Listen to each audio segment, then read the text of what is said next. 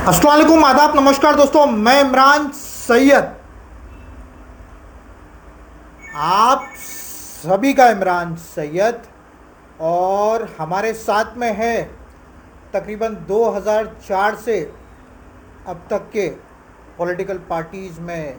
पहले एनसीपी में रहे थे, अब तकरीबन 10 या 12 साल से बीजेपी पार्टी के साथ जुड़े विनीत सिंह, वार्ड नंबर 86 है। I am so sorry, BJP से ये भी एक भावी नगर सेवक के तौर पर हाथ जमाने जा रहे हैं। विनीत जी, आपको सबसे पहले तो टुडेज़ वॉइस में स्वागत आपका, और जय श्री राम। जय श्री राम। इमरान भाई, आप यहाँ पर आए इसके लिए सबसे पहले मैं आपको धन्यवाद देता हूँ कि आपने मुझे काबिल समझा कि विनीत जी का इंटरव्यू लेना चाहिए। Thank you so much Vineet भाई, पर काबिलियत तो मेरे ख्याल से मुझसे ज़्यादा आप में होगी। तकरीबन मैंने पत्रकारिता 16 साल से की है, पर आप पॉलिटिकल पार्टी के साथ में तकरीबन 24 साल से हो। तो लोग जिस तरीके से हम लोगों के बीच में रहते हैं, 24 साल से आप भी वैसे लोगों के बीच में हो, तो आपकी जो समझ, जो आपकी जो बातें होगी, शायद आज आपके वार्ड के लोग 86 में जो आप हाथ जमाने जा रहे हो, पार्टी अब आपको लायक समझती है, नहीं समझती है, कैसे भी है, पार्टी कॉल लेगी। विनीत भाई, आपके वार्ड से शुरू करते हैं। क्या कहना चाहते हैं, क्या सोचकर अब आपने एक स्टेप ले लिया है कि आपको इलेक्शन इस वार्ड में लड़ना है? इमरान भाई, मैं जब 10th स्टैंडर्ड का बोर्ड का एग्ज़ाम दे रहा था, उस वक्त यहाँ पर नगर सेवक का चुनाव चल रहा था और यहाँ पे उम्मीदवार थे समता पार्टी के जो मेरे यहाँ रहते थे। उस वक्त मैं राजनीति में नहीं था, बट उनका सक्रिय प्रचार मैंने यहाँ पर किया और फिर मेरा इंटरेस्ट जागा राजनीति में। लोगों की सेवा करने की इच्छा पहले से रही थी। उसके बाद 2004 में मैंने स्टूडेंट पॉलिटिक्स ज्वाइन किया। नेशनलिस्ट स्टूडेंट कांग्रेस का मैं यहाँ पर काम किया, अंधेरी विधानसभा का अध्यक्ष रहा। उसके बाद युवा एनसीपी युवा विंग में मैंने काम किया। उसके बाद एनसीपी का वार्ड का प्रेसिडेंट यहाँ पर रहा और मैंने पूरे वार्ड में काम किया। उसके बाद 2014 में मोदी जी के से मैं प्रभावित था। मेरे घर के लोग सारे भाजपाई थे। मेरे पापा यहाँ पे पुराने इस वार्ड के महामंत्री रह चुके हैं और उसके बाद मैंने भारतीय जनता पार्टी ज्वाइन किया और मोदी जी के साथ उनके साथ जुड़कर इस वार्ड का मैंने भाजपा के सहयोग से मैंने यहाँ पर काम करना शुरू किया। चलो ठीक है। अब इलेक्शन, वो जब बीएमसी इलेक्शंस आते हैं तो कई सारे मुद्दे होते हैं, आप जानते हो। उसी के हिसाब से हमने भी एक अपने हिसाब से एक लिस्ट बनाया था आपको लोगों को जागरूक करने के लिए कि जब एक कॉर्पोरेटर के तौर पे एक नेता जब आपके पास आता है तो उनसे आपको ये सब सवाल जो मैं आपके सामने रखने जा रहा हूँ वो आपको करना है, और उसी के बेस पे आपको वोटिंग करनी है।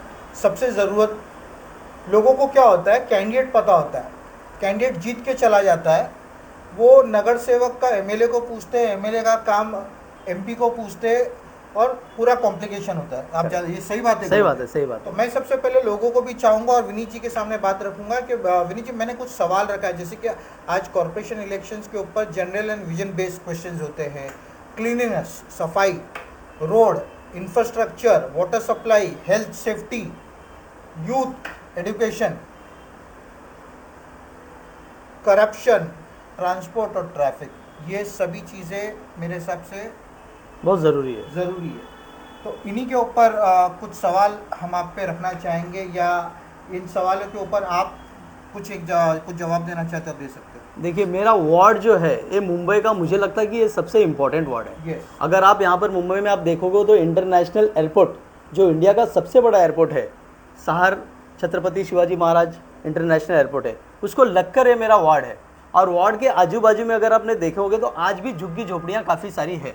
और वार्ड के इस तरफ अगर हम आते हैं तो यहाँ पे कुछ डेवलपमेंट्स मरोल में इस तरफ से रेजिडेंशियल बिल्डिंग्स की हुई है, लेकिन सहार एयरपोर्ट को लगकर, शिवाजी महाराज एयरपोर्ट को लगकर जितने भी झुग्गियाँ हैं, सहार गाँव मेरा वार्ड शुरू होता है, जो आधा वार्ड पार्ला विधानसभा में चला जाता है। वहाँ के हमारे आमदार है पराग जी अडोनी, जिन्होंने पार्ला में बहुत अच्छे से काम किया है। मैं उनको देखता हूँ, उनसे सीखता हूँ कि किस तरीके से काम करना चाहिए। तो मुझे लगता है कि वहाँ की झुग्गियाँ झोपड़पट्टी एक छत्रपति शिवाजी महाराज इंटरनेशनल एयरपोर्ट के बगल में है और वहाँ पर भी डेवलपमेंट की आवश्यकता है। वहाँ पर लोग काफ़ी सालों से त्रस्त हैं कि एयरपोर्ट का लैंड होने के वजह से वो डेवलपमेंट नहीं हो रहा है, और यहाँ के काफ़ी प्रतिनिधि रहे जो आज तक वहाँ पे कुछ कर नहीं पाए, मुझे ऐसा लगा। ठीक है, 5 साल बाद आप अपने वार्ड को किस तरीके से देखना चाहते हो, अपने वार्ड को किस हिसाब से देखना चाहते हो, और आपको लगता है कि कौन कौन से इश्यूज हैं यहाँ पर जो सॉल्व हुए नहीं है, और अगर आप को टिकट मिलती है, इलेक्शन लड़ते हो, जीतते हो, तो उस पर आप काम करना चाहोगे? इमरान भाई, मैं 5 साल में मेरे वार्ड को एक स्मार्ट वार्ड देखना चाहता हूँ। जो आज हर जगह चल रहा है, लोगों को हर चीज़ स्मार्टनेस चाहिए। अगर मैं यहाँ पर साफ़ सफाई की बात करूँ तो मेरे वार्ड में काफ़ी जगह अगर आप घूमेंगे तो रोड के ऊपर कचरा पेटी रखा गया है, और उसका समाधान आज तक ना बीएमसी कर पाई है और ना यहाँ पे जो लोग प्रतिनिधि थी वो कर पाए हैं। तो उसकी एक व्यवस्था करने के मैं उस पर प्रकल्प लाऊंगा। दूसरा है कि पानी का जो सप्लाई है, हर साल कुछ ना कुछ, जब चुनाव नज़दीक आ जाए या चुनाव के पहले, तो पानी की समस्या इतनी गंभीर समस्या है मुंबई जैसे शहर में, और फिर वो राजनीति के विषय पे हो या कुछ भी करके हो, तो पानी की समस्या को मैं सॉल्व करूंगा ताकि यहाँ के लोगों को पानी की समस्या का बिल्कुल प्रॉब्लम नहीं आना चाहिए। दूसरी बात, अगर मैं यूथ की बात करूँ तो यहाँ पे जो बीएमसी स्कूल्स हैं, काफ़ी बीएमसी स्कूल्स में बच्चे आते हैं पढ़ने के लिए, बहुत कम आते हैं, और उनके पास जो स्पेस है, वहाँ पे जो जगह है, तो उसको किस तरीके से यूटिलाइजेशन किया जाए अच्छी एजुकेशन डेवलपमेंट के लिए। प्लस स्पोर्ट्स को लेकर अगर आप मेरे वार्ड में देखोगे तो खेलने के लिए बच्चों के लिए कुछ भी नहीं है। हमारे यहाँ पे अच्छे अच्छे स्टूडेंट्स हैं, हम अच्छे अच्छे स्पोर्ट्स प्लेयर हैं, जिनको अगर हम पुश करें और कुछ अच्छी सुविधाएं दें, कुछ अच्छा कॉम्प्लेक्स बनाएं उनको खेलने के लिए, तो वो मुझे लगता है ओलंपिक लेवल तक जा सकते हैं। तो मैं उस लेवल पे उनके लिए काम करूँगा। दूसरी बात, काफ़ी सारी महिलाएं हैं जो यहाँ पर काफ़ी माइंडेड हैं, कुछ कामें करते हैं, बट उनको व्यवस्था नहीं मिलती, उनको एक प्लेटफॉर्म नहीं मिलता कि मैं किस तरीके से आगे बढ़ूँ। तो सरकारी जितनी भी योजनाएं आती है, मैं कोशिश करूंगा कि वहां तक पहुंचे, और वो प्लेटफॉर्म के माध्यम से, जैसे कि हमारे देश के प्रधानमंत्री नरेंद्र मोदी हम हमेशा कहते हैं कि आप लोग स्वावलंबी बनो, खुद आप अपने दम पर खड़े हो जाओ, और बिजनेस करने के लिए काफ़ी सारी व्यवस्था की गई है केंद्र सरकार की तरफ से, राज्य सरकार की तरफ से। तो मैं वो सारी चीज़ें वहाँ तक पहुँचाऊँगा और यहाँ पे लोगों को मैं सक्षम बनाऊँगा। अगर आप देखोगे तो मोहल्ले की, क्योंकि कॉर्पोरेशन इलेक्शंस आप जानते हो कि झोपड़पट्टी के जो लोग होते हैं, स्लम्स एरिया, जिसको मैं माफ़ी चाहूँगा किसी को बुरा लगे तो मैंने वो वर्ड यूज़ किया है, पर इनको समझाना पड़ेगा, क्योंकि नेता जब होता है ना, छोटा नेता जो ज़मीन से जो फ्लैटों में चला जाता है, तो वो भूल चुका होता है कि वो उसी झोपड़पट्टी में रहा है, और वो महलों की बात करता है। अगर आज आपको मैं देखता हूँ तो आज भी आप वो डिलक्स CD100 पे घूम रहे हो, और आप ही का एक, मैं बिना नाम लिए, वो आज मर्सिडीज़ में घूम रहा है। तो कचरे, नाले, ड्रेनेज, इस पर आपका क्या रहेगा? देखिए इमरान भाई, यहाँ पे कुछ लोग जो नगर सेवक का चुनाव लड़ते हैं, वो जनता की सेवा की बात करते हैं, लेकिन जनता की सेवा होती नहीं है। वो एक बिजनेस प्रोफाइल बना चुके हैं इस नगर सेवक के पद को, जो जनता उनको चुन कर देती है, उनकी आवाज़ उठाने के लिए देती है, उनकी जो रोज़मर्रा की सेवा है वो सेवा करने के लिए देती है। लेकिन मैं देखते आया हूँ कि वो लोग सेवा करने का छोड़ के अपना खुद का डेवलपमेंट वो लोग कर लिए हैं 10 टाइम्स, लेकिन जनता और यहाँ पे रहने वालों की जो सुविधा 10 टाइम्स होनी चाहिए थी, वो यहाँ पर नहीं हुआ है। तो उस पर आप क्या करना चाहेंगे? तो अगर यहाँ की जनता मुझे चुन कर देती है, मैं यहाँ से चुनाव लड़ूंगा, और पार्टी मेरे पे विश्वास करती है कि विनीत को यहाँ से भारतीय जनता पार्टी के टिकट पे यहाँ से चुनाव लड़ाया जाए, तो मेरी कोशिश रहेगी 5 साल के अंदर काफ़ी सारी समस्याएं जो मैं जानता हूँ, क्योंकि मैं भी एक स्लम में रहा हुआ लड़का हूँ, गली में रहता था, और क्या क्या परेशानियाँ होती है हम लोगों को, वो मैं हर एक चीज़ जानता हूँ। रोड, फुटपाथ, स्ट्रीट लाइट के इश्यूज सॉल्व करने के लिए आप क्या करना चाहोगे? क्योंकि आप देखोगे जब उसी सड़क पर आप जब CD100 जाती है तो सड़कें आज भी टूटी फूटी है, लाइट्स वहाँ जब बंद होती है और एक गड्ढा आता है जिसकी वजह से एक्सीडेंट्स वगैरह हो सकते हैं। फुटपाथ पर आज लोग नहीं चल रहे, फुटपाथ के नाम से सब तोपागिरी चल रहा है, आप जानते हैं। करेक्ट। बनाने का काम शुरू करते हैं, छोड़ दिया जाता है, उसके अंदर नेता जो होते हैं आधा 30% उनका होता है। मैं सभी की बात नहीं कर रहा, ना फिंगर आउट कर रहा हूँ, अगर आपको दिल पे लग रहा है ले लीजिए, ठीक है। इस पर आप क्या कहना चाहते हैं? देखिए मुंबई में सबसे बड़ी समस्या फुटपाथ की है, वो मेरे वार्ड में भी है। फुटपाथ जहाँ पर बनता है जनता को चलने के लिए, ताकि सुविधाएं हो, रोड पे एक्सीडेंट ना हो, लेकिन आपने देखा होगा कि मेरे वार्ड में पूरा जो फुटपाथ है वो एनक्रोच हो गया है। हर कोई अपना छोटा छोटा व्यवस्था, धंधा पानी लेकर बैठा है और पूरे फुटपाथ को कब्जा कर रखा है। मैं यहाँ पर एनक्रोचमेंट फ्री फुटपाथ करूँगा ताकि लोगों को चलने की सुविधा हो। जितनी रोड्स हैं जहाँ पर खड्डे हैं, जहाँ पर स्कूल्स हैं, वहाँ पर प्रॉपर स्पीड ब्रेकर्स हो, खड्डे भरे हों, ताकि लोगों को तकलीफ ना हो। अगर मैं स्ट्रीट लाइट्स की बात करूँ तो जहाँ जहाँ पर स्ट्रीट लाइट्स नहीं है और जहाँ पर वो आवश्यकता है, उस स्ट्रीट लाइट्स को सोलर में कैसे कन्वर्ट किया जाए ताकि उसका बर्डन वहाँ पे रहने वाली जनता पर ना आए, इस तरीके की सुविधा और प्रकल्प लाने की मैं पूरी कोशिश करूँगा। आज रोड पर पोर्टहोल्स है, आप देख रहे हो, जो पब्लिक टॉयलेट्स होती हैं, जो आज भी उसी तरीके से पुरानी पड़ी है, उसके नाम से फंड्स पास हो चुका है पर रिपेयर नहीं हुए। आज लोगों के घर में, जिनके घर में टॉयलेट्स नहीं है, जिनके रूम छोटे हैं, वो आज पब्लिक टॉयलेट में जो जाते हैं, उनकी व्यवस्था जो है उसके ऊपर क्या काम रहेगा? ये आपने बहुत अच्छा सवाल पूछा इमरान भाई, और ये बहुत बड़ी समस्या है टेक्निकली अगर देखा जाए। जहाँ पर झुग्गी झोपड़पट्टियों की वार्ड है वहाँ पर बड़ा समस्या है। पहले क्या होता था ना कि मैं जब चौल में रहता था, मैंने भी देखा कि जब एक बाथरूम में लोग आते थे और लाइन लगाकर अपना जो सुबह का टॉयलेट्स वगैरह करके जाते थे, उसके बाद वो साफ़ सफाई के लिए एक डिपार्टमेंट के बीएमसी डिपार्टमेंट की तरफ से लोग आते थे और उसको हफ्ते में 2 से 3 बार साफ़ सफाई किया करते थे। आज मैं अगर पूरे वार्ड में घूम रहा हूँ तो वहाँ पर बाथरूम तो है, लेकिन उसकी साफ़ सफाई, उसकी व्यवस्था, वहाँ पे लाइट्स होना चाहिए, वो कुछ व्यवस्था नहीं है। वो सारी चीज़ें ठप पड़ी है। वहाँ पे जो साफ़ सफाई कर्मचारी जो आते थे वो अभी आती नहीं है। अगर मैं यहाँ पर जीत कर आया तो मैं सबसे पहले यहाँ की जनता के लिए बाथरूम जितने भी मेरे वार्ड में हैं वो सारी व्यवस्था मैं लगाऊंगा, और अच्छी व्यवस्था लगाऊंगा ताकि उनको भी एक हाइजेनिक प्लेस मिले टॉयलेट जाने के लिए भी। दोस्तों आप देख सकते हो कितनी बेबाकी से विनीत सिंह हमारे हर सवाल का जवाब रख रहे हैं।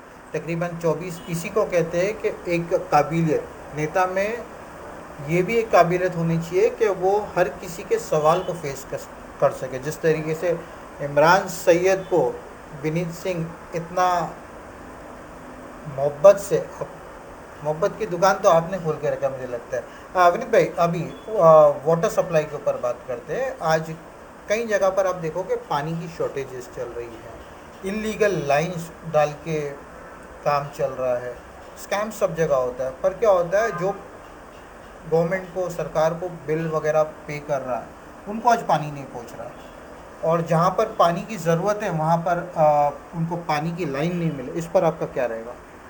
मेरे वार्ड में पानी की समस्या इमरान भाई काफ़ी टाइम से चल रहा है, और यहाँ के आमदार मुर्जी काका पटेल से इस विषय पर मैंने चर्चा की हुई है, और उन्होंने मेरा सुनने के बाद टाकपड़ा, सागबाग के पीछे एक छोटी सी झोपड़ी है जिसको मन्नू भाई जोशी चौल कहते हैं, और मिलिट्री रोड, जाबरपाड़ा, यहाँ पर पानी की समस्या काफ़ी ज़्यादा थी।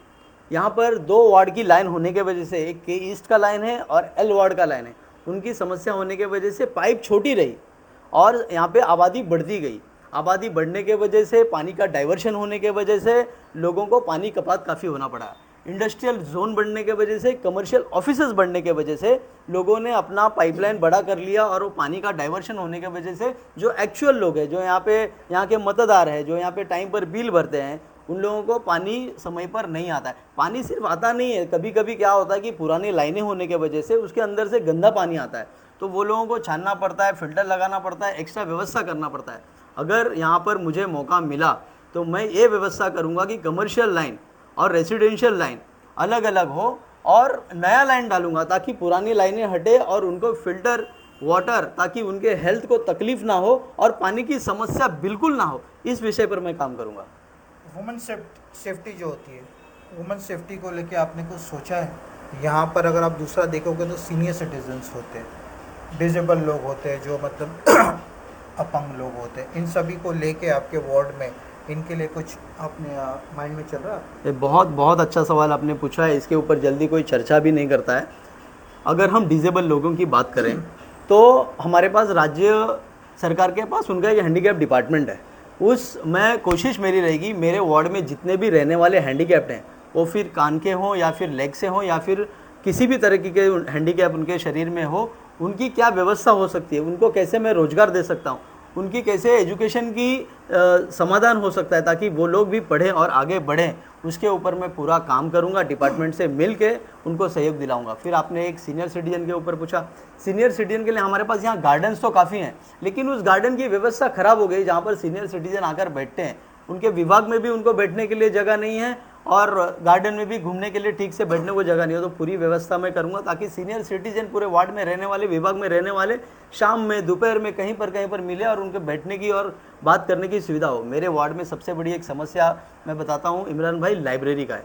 एक भी यहाँ पर लाइब्रेरी नहीं है कि एक पढ़ने वाला व्यक्ति, पढ़ने वाला व्यक्ति बूढ़ा भी हो सकता है, यंग भी हो सकता है, महिला भी हो सकती है, कोई भी हो सकता है, लेकिन वहाँ पर एक भी सेंटर ऐसा नहीं है कि मैं वहाँ पर जाकर बैठूँ और वहाँ पर बैठने के बाद मैं कुछ किताबें पढूँ, कुछ अखबार पढूँ, कुछ नॉलेज लूँ। ऐसी कोई व्यवस्था नहीं है। मेरे वार्ड में प्लॉट्स तो हैं, लेकिन वो प्लॉट्स कुछ लोगों ने इस तरीके से कब्जा कर रखा है, जागीर बना रखा है कि जिस चीज़ के लिए वो प्लॉट है वो प्लॉट होता नहीं। मैं आवाज़ उठाऊंगा कि एक लाइब्रेरी बने और यहाँ के वार्ड में रहने वाले लोगों के लिए एक अच्छी जगह बने, ताकि वहाँ गेट टुगेदर भी हो सके लोगों को बैठ के और पढ़ाई भी कर सकें।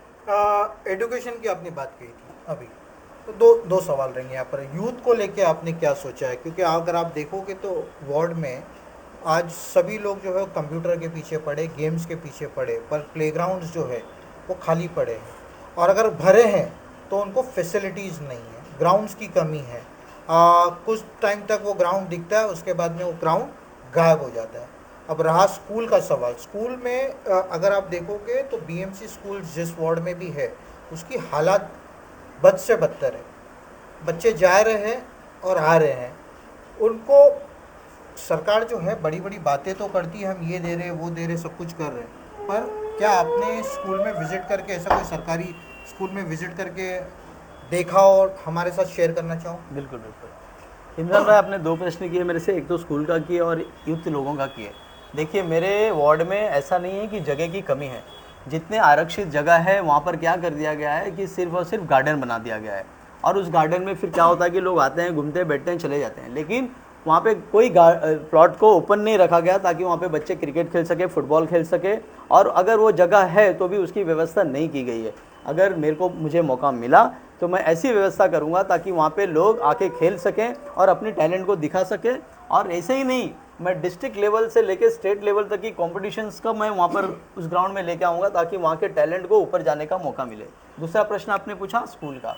स्कूल इंफ्रास्ट्रक्चर को मैंने देखा है, बीएमसी स्कूल्स है, सागबाग में एक बीएमसी स्कूल है, और भी जगह पे स्कूल्स है, और कुछ प्लॉट आरक्षित हैं। जो प्लॉट आरक्षित था उस प्लॉट को कब्जा कर रखे हैं लोगों ने, उस पर केसेस चल रहे हैं। कुछ चिमटपाड़ा में खास करके मैं बताना चाहता हूँ, वहाँ पर एक प्लॉट जहाँ पर एक स्कूल हुआ करता था एक ज़माने में, उस प्लॉट को कब्जा करके वहाँ पे बकरी बांधा जा रहा है, वहाँ पे गलत व्यवहार चल रहे हैं, चरस गांजा का धंधा चल रहा है। मैं उसको सबको हटाकर वो ग्राउंड जिस चीज़ के लिए आरक्षित है, एजुकेशन लेवल पर जाकर सरकार से बात करके मैं उस जगह को एक अच्छा जगह बनाकर वहाँ पे एजुकेशन चले, स्पोर्ट्स की चीज़ें चलें, अब छोटे बच्चों की नर्सरी चले, इस तरह की व्यवस्था मैं करूँगा।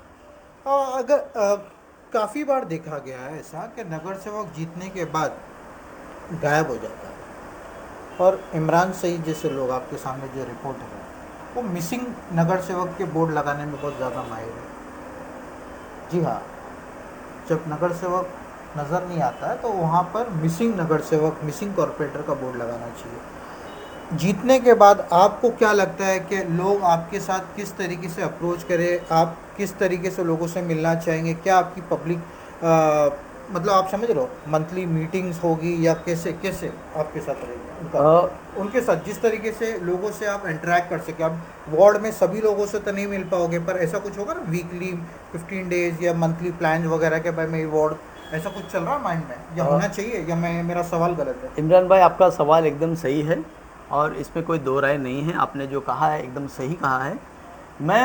मेरे दो नेता हैं जिनके साथ मैं हमेशा काम कर रहा हूँ। अंधेरी विधानसभा के आमदार मुर्जी काका पटेल हैं, पारला विधानसभा के आमदार पराग जी अड़वनी हैं। मैंने पराग जी अड़वनी के साथ भी काम किया और मैंने देखा है कि वो किस तरीके से काम करते हैं और लोग उनको क्यों चाहते हैं, और उससे मैं सीखा भी और मैं रोज़मर्रा की ज़िंदगी में इम्प्लीमेंट भी करता हूँ। जितने भी लोकेशंस है मेरे वार्ड के अंदर, मेरा वीकली विजिट होगा हर बूथ के अंदर। उनकी समस्या को मैं पर्सनली जाऊंगा और पूछूंगा। जनता दरबार लगेगी उनके विभाग में, ना कि मेरे ऑफिस में। मेरे ऑफिस में नहीं लगेगी, मैं उनके पास जाकर जनता दरबार लगाऊंगा और उनसे मैं उनकी समस्या जान के लूँगा। और सॉल्यूशन 36 आवर्स के, मैं 24 से, लोग 24 आवर बोलते हैं, गलत होता नहीं है, मैं 36 आवर्स में उसको कंप्लीट करूँगा। और आज भी अगर आप वार्ड में अगर आप घूमोगे, मेरे बारे में पूछोगे, तो ऐसा कोई छोटा व्यक्ति से लेके मिडिल मैन से लेके बड़ा व्यक्ति कभी आपको ये नहीं बोलेगा कि विनीत फ़ोन नहीं उठाता। विनीत फ़ोन उठाता, और मैं इतना एक्सेसिबल हूँ कि मुझे हर कोई फ़ोन कर सकता है, मुझे हर कोई मिल सकता है, और मैं हर लोगों से मिलता हूँ और उनका काम करते आया हूँ। रहा इन्होंने जो 24 का 36 का, हम उम्मीद करते कि वो 36 ना हो, पर अगर 24 का उल्टा करके अगर 42 आवर्स में भी अगर वो हो जाए तो टुडेज वॉइस आपका धन्यवाद करेगा। रहा करप्शन जो होते हैं, उसके ऊपर एक आध दो में सवाल करता हूँ। आप कैसे इंश्योर करोगे कि काम जो होगा आपके यहाँ वो ट्रांसपेरेंसी से होगा और टेंडर प्रोसेस जो होते हैं वो फेयर होंगे, उसमें घोटाला नहीं होगा? इमरान भाई, क्या होता है टेंडर जो निकलता है उसमें आपको मैं सभी लोग जानते हैं कि टेंडर अगर 1 रुपये का होगा तो काम 1 रुपये का नहीं होता। अगर आरटी एक्टिविस्ट उसमें, आप भी माहिर हो उसमें, जब वो आप लेटर डालते हो तो अंदर निकलता है बहुत बड़ा घपला। उसके बाद में जब वो लीक होती है तो हमारे कंप्लेंटर्स भाई, हमारे इसलिए बोल रहा हूँ क्योंकि वो भी कहीं ना कहीं सोशल काम ही कर रहे हैं, वो भी लोगों को जागरूक करने का काम कर रहे हैं, जिस तरह से एक मीडिया जागरूक करने का काम करता है। बराबर है। तो कंप्लेंटर उनको बोला गया, पर मेरे हिसाब से वो भी एक टाइप के सोशल वर्कर है। करेक्ट। उसमें से कुछ लोग जो होते हैं वो लेन देन करते हैं और कुछ लोग जो होते हैं उस पर वर्कआउट करते हैं। इस पर आपका कैसा रहता है? इमरान भाई, मैं बीएमसी में हमेशा आते जाते रहता हूँ और मैंने, आपका तो एक विषय था टेंडर के ऊपर लेकर, लेकिन मैं कहता हूँ कि जो आम व्यक्ति जिसका कोई समस्या हो जाता है और बीएमसी में जाता है तो वो वहाँ का ऑफिसर एक तो पहली बात उसको एंटरटेन नहीं करता, दूसरी बात उसका काम करने के लिए वो बोलता नहीं है लेकिन बिना पैसे के काम नहीं करता। मैं जीतने के बाद मेरे वार्ड में रहने वाले किसी भी व्यक्ति का पैसा उनको देना नहीं पड़ेगा, ऑफिसर को करप्शन फ्री काम होगा। दूसरा, आपने टेंडर के बात कहे, मैंने पहले से ही सीखा हुआ है 80% समाज सेवा करना है मुझे और 20% राजनीति होगी। जितने भी फंड्स लोकल जनता के लिए आएगा मैं पूरा का पूरा फंड उनके सेवा के लिए मैं लगाने वाला हूँ, उनका इंफ्रास्ट्रक्चर डेवलपमेंट के लिए लगाऊंगा। जो चीज़ के लिए जो फंड आएगा वो पूरा वहाँ पर 100% यूज़ होगा। मुंबई में काफ़ी ट्रैफिक के इशू है, तो मुंबई की बात नहीं करेंगे, वार्ड 86 के आसपास की, आपके आजू बाजू वार्ड के, वहाँ पर ट्रैफिक्स की बहुत सारी समस्या है। उस पर आपके क्या प्लानिंग्स है, कैसे आप काम करोगे? ट्रैफिक पुलिस स्टेशंस, उसके साथ में आपका कैसे कोऑर्डिनेशन रहेगा, क्या प्लानिंग्स होगी? आपको लगता है ये सब चीज़ें होनी चाहिए? इमरान भाई, मैं रहता हूँ वार्ड 86 में और आप जानते हैं यहाँ से अंधेरी कुर्ला रोड है बीच में से, उसके बाद एक एयरपोर्ट रोड है जो हाईली ट्रैफिक जोन है। यहाँ पर क्या होता है कि पीक आवर्स में मॉर्निंग टाइम पर और इवनिंग टाइम पर इतनी सारी ट्रैफिक रहती है कि लोग यहाँ से क्रॉस करने में घबराते हैं, यहाँ पर रिक्शा आने में घबराती है। मैं अगर यहाँ पर आऊँगा तो ट्रैफिक से बात करके, ट्रैफिक पुलिस से बात करके कि सुबह और शाम ऐसी व्यवस्था लगाऊंगा कि लोगों को परेशानी ना हो। जितनी भी गाड़ियाँ चलती है एक दूसरे से फंसने के वजह से ट्रैफिक काफ़ी प्रॉब्लम्स हो जाती है। मैंने देखा है कि ट्रैफिक पुलिस मेरे वार्ड में काफ़ी आते हैं, ऐसा नहीं कि नहीं आते हैं, लेकिन वो जहाँ पर खड़ा रहना चाहिए वहाँ पर खड़े ना रहकर वो छुप के खड़े रहते हैं फ़ोटो लेने के लिए और पैसा इकट्ठा करने के लिए। मेरे वार्ड में मैं आने के बाद ट्रैफिक व्यवस्था पूरी इतनी अच्छे से कड़क करके रखूंगा कि जहाँ पर पुलिस को खड़ी रहना चाहिए, जहाँ पर एक्चुअल ज़रूरत है ट्रैफिक की, वो ट्रैफिक हवलदार वहीं पर खड़ा रहेगा और यहाँ के लोगों की जितनी भी तकलीफ है ट्रैफिक हटाने की, तो वो ट्रैफिक ना लगे और लोग स्मूथली यहाँ से ट्रेवल कर सके। और अंधेरी वार्ड क्रमांक 86 एयरपोर्ट से सहार गांव से लेके मिलिट्री रोड की समस्या बहुत गंभीर है। वहाँ पे कुछ जगह पे सिग्नल्स नहीं है, कुछ डीपी रोड्स हैं वहाँ पर जो छोटे हैं, उसको चौड़ा करने की ज़रूरत है क्योंकि एक गाड़ी आने से एक गाड़ी ट्रैफिक लग जाती है। सारे डीपी रोड को मैं जितना हो सके, जितनी अवेलेबिलिटी है उसको ब्रॉडनेस की उतने मैं कराकर ट्रैफिक का निजात कराऊंगा यहाँ के लोगों को। ये यहाँ से निजात करने की बात करें, पर आपको बता दूँ 86 के आगे कौन सा वार्ड है? 86 के आगे उस तरफ चला जाता है साकीनाका। बस काफ़ी। अगर ट्रैफिक साकीनाका में जाम होता है तो 86 वार्ड में जो रोड पड़ता है उसका सोल्यूशन नहीं होगा। मैं गलत बोल रहा हूँ? बराबर है। जब तक आगे की ट्रैफिक हटेगी नहीं, पीछे आप कितना भी कोशिश कर लो ट्रैफिक हटेगा नहीं। तो मैं उम्मीद करता हूँ कि मेरे जो एक दो पॉइंट्स है आगे भी जो रहे, आपके जो नगर से वहाँ के बन के आए।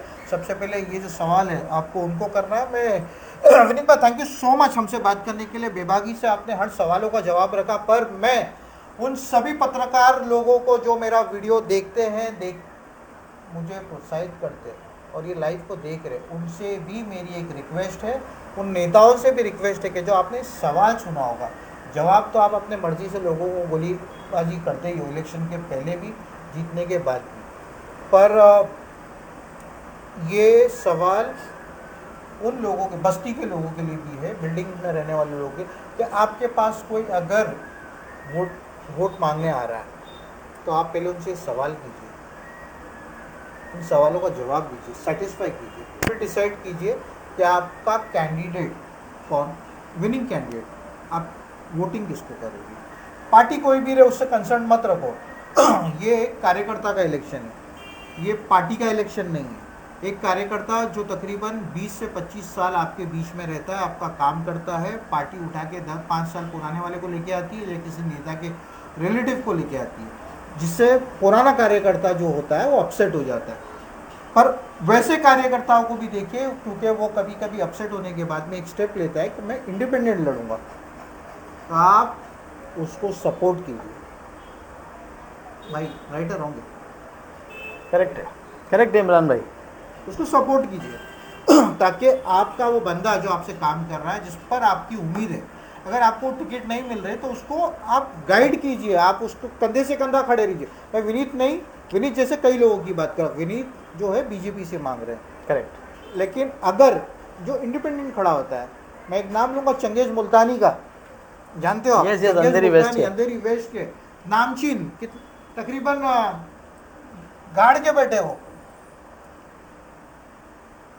उसी तरीके से आपको आपका कैंडिडेट चुनना है, ना कि पॉलिटिकल स्लोगन देख के आपको वोट करना है, क्योंकि आपका काम जो है वो स्लोगन आके नहीं करने वाला है। स्लोगन का एक लोगो बोलते हैं लोग, उनमें से एक लोग होता है, व्यक्ति काम करता है। व्यक्ति, वो काम करने वाला। कुछ आपके वार्ड के लोगों को, नेताओं को, आपके एरिया के लोगों को टुडेज वॉइस के माध्यम से आप कुछ मैसेज देना चाहोगे? मैं वार्ड 86 के तमाम मतदार जनता से कहना चाहता हूं कि मैं हमेशा आपके लिए कार्यरत रहा। पुलिस स्टेशन हो, एमआईडीसी पुलिस स्टेशन हो, बीएमसी हो, मंत्रालय हो और अन्य कोई भी काम हो, मैं हमेशा मौजूद रहा, आप लोगों की सेवा में रहा। मैं भारतीय जनता पार्टी शीर्ष नेतृत्व से गली न्यूज़ के माध्यम से मैं टुडेज वॉइस से मैं टुडेज वॉइस 24 से मैं कहना चाहता हूं कि एक बार मुझ पर विश्वास किया जाए और भारतीय जनता पार्टी से मुझे टिकट मिले वार्ड 86 में, तो मैं इस वार्ड को 100% जीता कर लाऊंगा। गली न्यूज़ का नाम लिया, वो भी हमारे बड़े भाई है, तो क्योंकि ये बहुत बड़े पुराने फॉलोअर रहे थे हमारे, तो गली न्यूज़ भी आपको उसी तरीके से आपको सपोर्ट करेगा, मैं उम्मीद रखता हूँ मेरे भाई सलीम शेख से। थैंक यू सो मच हमसे बात करने के लिए। मैं लोगों से रिक्वेस्ट करूँगा कि इस वीडियो को ज़्यादा से ज़्यादा आप शेयर कीजिए, लाइक भले मुझे ना कीजिए, विनीत सिंह को ज़रूरत है उसको ज़रूर कीजिए, क्योंकि आप मुझे लाइक करते हो इसीलिए मेरा वीडियो वॉच करते हो। तो एक आपका वो लाइक का बटन मेरी मोहब्बत कम या ज़्यादा नहीं करेगा, मेरी मोहब्बत हमेशा आपके दिल में रहेगी, आप लोगों की मोहब्बत हमेशा मेरे दिल, क्योंकि आप है तो मैं हूँ, इसीलिए मैं आपका इमरान सैयद हूँ। थैंक यू सो मच, धन्यवाद।